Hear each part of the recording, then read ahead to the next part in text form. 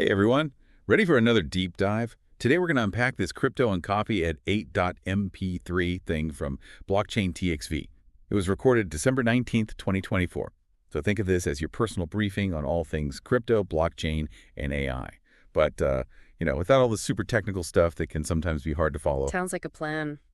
I'm Yeah. ready when you are. Okay, so first up, we have the Fed cutting interest rates, Mm. which, usually that's good news for crypto, right? Right. But then the market kind of dipped. So what gives? Did everybody suddenly decide they hated Bitcoin? No, not really. I think it's more like the more experienced investors are seeing this as an opportunity, like almost like a sale. Oh, yeah. Like Marathon Digital Holdings, for example, they just bought like $1.5 billion in Bitcoin. Wow. Yeah, so they're betting big on this dip. Okay, so that's interesting. So maybe the lesson here is don't panic when the market dips. It could be the big players Yeah. making their move. Okay, interesting. Now, speaking of big players, the FOMC meeting, you know, it always seems to make waves in the financial world, and crypto is definitely no exception. Jerome Powell, he seems pretty optimistic about the U.S. economy based on his travels and all the data he's seeing. So, I mean, does that mean we're all good? Everything's fine? Well, I guess it depends what you mean by good, right? Like, Yeah. yeah, I guess you could say the economy is doing okay, but is it actually thriving? If you think back to like before Biden, how were things different then? Like lower inflation, less tension globally. It kind of paints a different picture, doesn't it? Yeah, I guess that's true. It is easy to focus on just the numbers Yeah, and not the bigger picture. exactly. Okay, so let's shift gears a bit. Let's head over to Europe, where things are getting pretty interesting for Bitcoin's Lightning Network. There's this payment solution called ZBD. They just got a MiCA license in the Netherlands, which lets them operate across the whole EU. Yeah. So is this a good thing for mainstream adoption, or does it clash with the whole idea of decentralization? That's a great question. It's like this constant struggle. Like to play in the big leagues, you often need a license, which means somebody's calling the shots. Right. So it really makes you wonder, like, who actually controls a decentralized network if everyone needs permission to operate? Yeah, it's kind of like trying to fit a square peg in a round hole, isn't it? Yeah, definitely something to keep an eye on. Okay, so moving on, let's talk about Bitcoin restaking. There are these platforms like SatLayer, and they're partnering with Sui blockchain to beef up DeFi security. And they're working with Babylon, which is a proof-of-stake provider. It's where you can lock up your Bitcoin and get staking rewards. It sounds kind of tempting, doesn't it? It does, but imagine this. You give your Bitcoin to like a third party, and you just have to trust that their code is perfect and that they're not going to disappear with your money. Right. I mean, remember all the stories about like BlockFi and Celsius crashing? People lost a lot of savings. So would you be comfortable taking that risk with your Bitcoin? That's a good point. It's definitely something to think about. Yeah, it's easy to get caught up in the excitement, but I guess understanding the risks is super important. Definitely. So I guess the question is, would you stake your Bitcoin? It's a personal decision, right? Yeah. But it's something to really consider and, do your research, weigh the pros and cons, and always remember that in the crypto world, nothing is guaranteed. Right. Okay, good advice. Hmm. Speaking of potential rewards, though Solana is making some serious noise, they just hit a record-breaking 66.9 million daily transactions.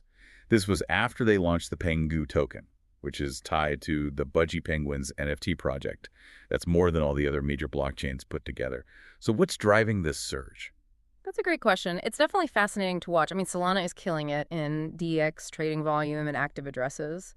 But the big question is this surge just about Pengu and NFTs, or is it because Solana is being used for more everyday transactions? That's what will really tell us about Solana's future compared to, like, Ethereum and Tron. Yeah, that's a good point.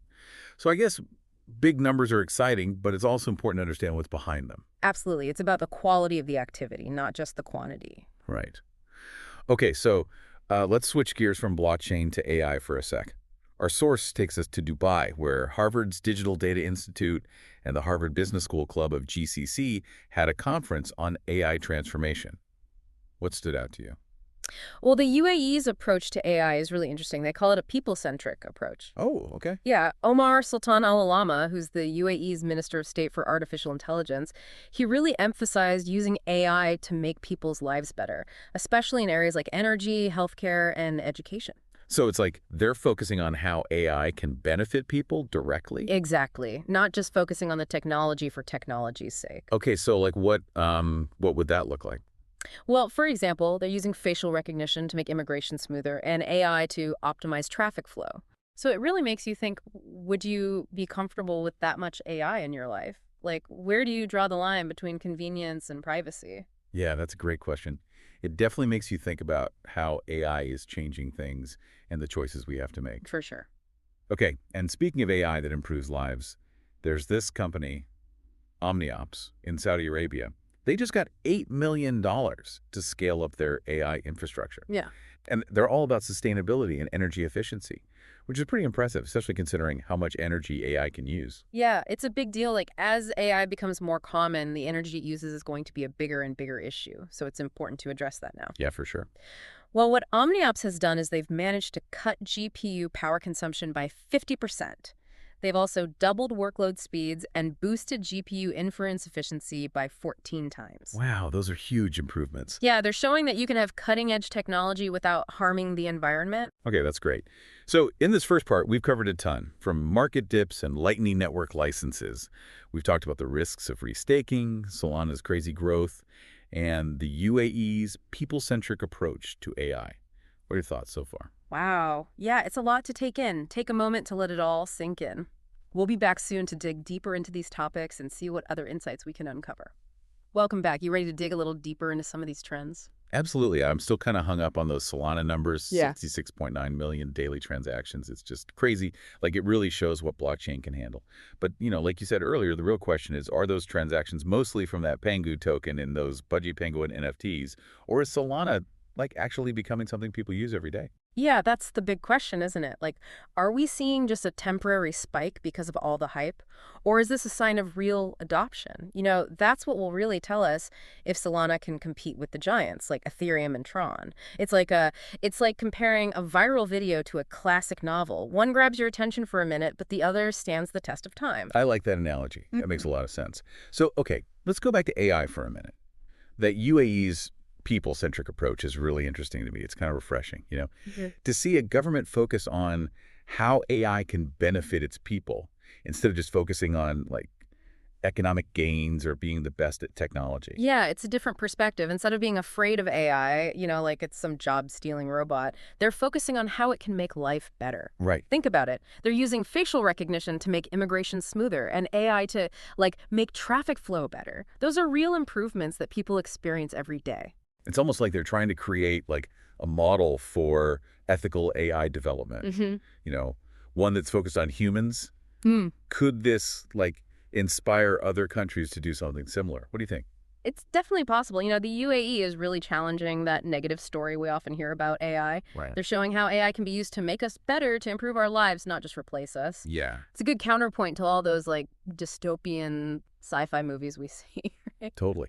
Okay, and speaking of AI improving lives, let's go back to OmniOps, that company in Saudi Arabia that's scaling their AI infrastructure. Their focus on sustainability and energy efficiency is pretty impressive, especially with all the energy AI can use. Oh, yeah, absolutely. It's super important. As AI gets more popular, the energy it uses is going to be a huge deal. Yeah, So addressing that now is crucial. for sure. And, OmniOps has been able to cut GPU power consumption by 50%. And at the same time, they doubled workload speeds and made GPU inference efficiency 14 times better. Wow, those are some serious improvements. Yeah, they're proving that you don't have to choose between, like, having amazing technology and protecting the planet.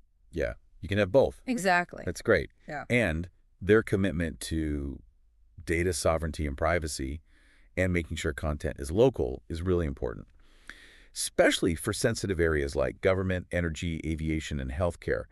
They get that AI development has to be responsible and meet specific needs. Absolutely. It seems like they're creating a strong and ethical AI system that can solve real problems and thinks about the long-term effects. They are. Okay, so let's go back to finance for a minute. Our source mentioned Bitcoin becoming more than just a way to store value. They said it could be used for decentralized finance solutions. What do you think about that? Could Bitcoin really be the basis for a whole new financial system? That's a really interesting idea, isn't it? Imagine a world where your money is on the Bitcoin blockchain, free from banks and governments. It could totally change how we think about and handle money. Yeah. Would that be exciting, scary, or a little of both? What do you think? Well, it's definitely a lot to think about. On the one hand, it's pretty exciting to imagine a more decentralized financial system, maybe one that's fairer. But on the other hand, there are a lot of questions, a lot of challenges. Oh, absolutely. Like, how do we make sure it works for everyone? What about regulations? And what about the user experience? And we can't forget about security. We've seen how even well-established DeFi platforms can be hacked. Security has to be the top priority in any financial system, whether it's centralized or not. Those are all good points. Yeah, It reminds us that even though blockchain has huge potential, we need to be careful and think critically. for sure. Speaking of thinking critically, remember that question in the Ask Me Anything section?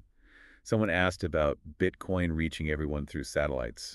What did he think about that? Oh, yeah. It's an interesting idea, right? Yeah.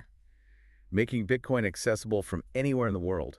It is, but he was a bit skeptical. He said that most DeFi platforms are just too complicated for the average person to use. Yeah, it's true. Like, it's like trying to learn a whole new language just to manage your money. Right. Until that changes, it's going to be hard for everyone to use it.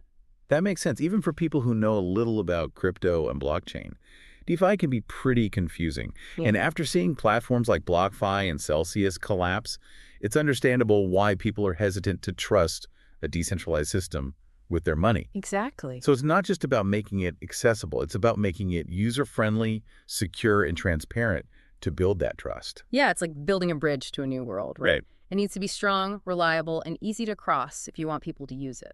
You got to make sure what's on the other side is worth the trip. Haha, exactly. But before we get ahead of ourselves, let's take a breather for a minute. We've covered a lot in this second part, from what Solana might become to the complexities of DeFi and how Bitcoin could change finance. Yeah, my brain is definitely full. I need a minute to process all of this. We'll be back soon to wrap up our deep dive with some final thoughts and key takeaways. All right, welcome back to the deep dive.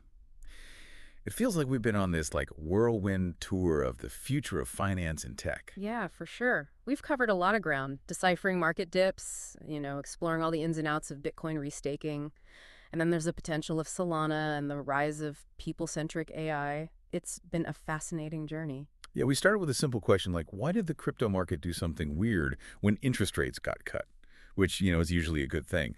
But that question sent us down this rabbit hole of market psychology, global economics, and how do you balance regulation with the decentralized nature of crypto? Totally. And then we saw how those smart investors like Marathon Digital Holdings, they saw that dip as an opportunity. It just shows that understanding how the market feels is as important as understanding the tech itself. Right, exactly. And then we jumped into Bitcoin restaking, weighing the potential, versus the risks. And those stories about platforms like BlockFi and Celsius crashing, those were definitely cautionary tales. It reminded us that, the DeFi world is still kind of figuring things out. Yeah, it's still early days. Okay, and then we had Solana breaking all those records with its transaction volume. But as we talked about, the big question is it hype or is it the real deal? Will it last?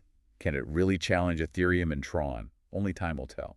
And then, of course, we can't forget our little trip to the UAE where we found that refreshing approach to AI. Yeah, it's like they're actually trying to make things better for people. Yeah, they're focused on quality of life, not just money or tech dominance. It's a hopeful perspective, right? Absolutely. It kind of goes against all those negative AI stories we hear all the time. Yeah, exactly. It's like, yeah, it can be a force for good, It can make us better, not replace us. And they're showing how to do it with things like smoother immigration processes and AI that makes traffic flow better.